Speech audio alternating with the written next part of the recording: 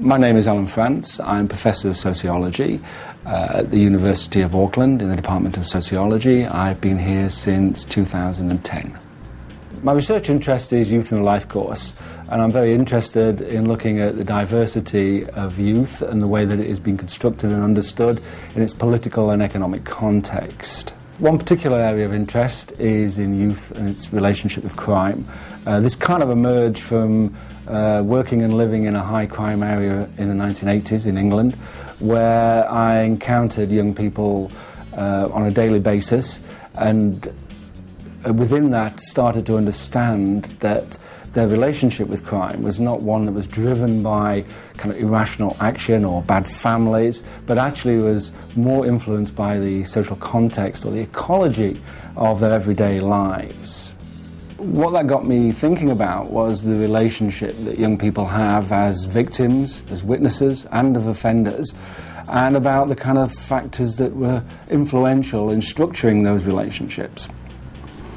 So it's within that much of my research on young people and crime has been organised. And for the last 20 years in particular, I've done a number of large research projects which usually involve working and talking with young people themselves about their experiences of crime in their communities and how they manage themselves.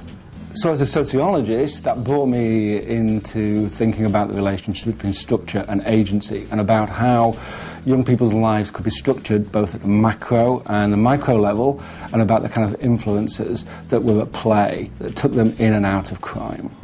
So that's been very influential in much of my recent research. That issue is coming together in my writing recently, where I'm looking at what I call the political ecology of youth and crime. So my interests are quite broad, and I'm very keen if somebody has a particular desire to explore youth-related questions, then that's something that I'd be very keen to supervise. I think supervising students is a very exciting part of my job.